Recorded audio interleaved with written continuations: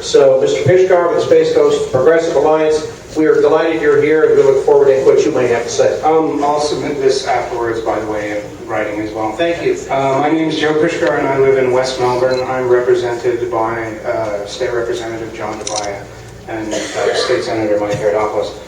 On behalf of the citizens of Brevard County and the Space Coast Progressive Alliance, I'd like to nominate the Florida State Legislature for a Tony Award in the category of political theater. In the past few weeks, you've provided considerable value in entertainment by hosting a series of sham meetings to request feedback on a process that has not yet begun. While states as contentious as California and as bureaucratic as Massachusetts have somehow managed to generate first and second drafts already of their redistricting maps, you've languished and agonized over how transparent you are by providing the public with a piece of software that even hardcore geeks and nerds find daunting, clumsy, and altogether pointless. These proceedings are a farce, part of a blatant delay that many consider the Incumbent Protection Program. Many other states have already completed their redistricting: South Carolina, Michigan, Iowa, Missouri, Indiana, and Texas. Minnesota is nearly done.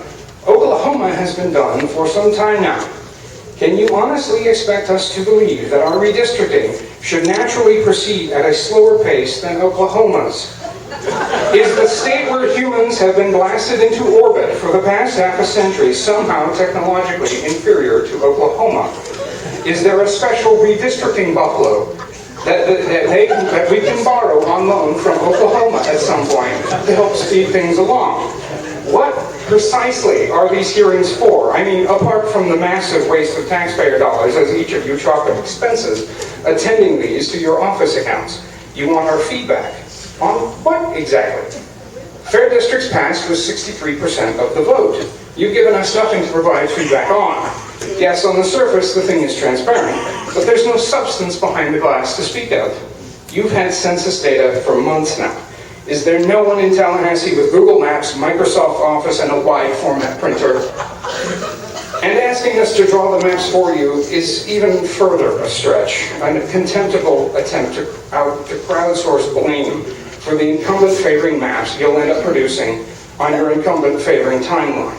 You'll pick the map that best suits the preservation of incumbents and point to the adorable little Aunt Betty sitting on her front porch with a glass of lemonade and a MacBook and my district builder loaded up. Much as I want to hear more about Aunt Betty, just because we have now about 10 more people who want to speak, in deference to them, if you could summarize. Have I occupied my 3 minutes already? You've just got a little bit of time, so if you could summarize. You'll point to Aunt Betty, and you'll say it wasn't us, it was Aunt Betty. But by that point in time, candidate qualifying will be upon us. Candidates who do not have the incumbents inside track on districts will not even know what their districts look like. How long will candidates have to wait until they know what their districts look like? A month? A day? Will they even get to vote before qualifying?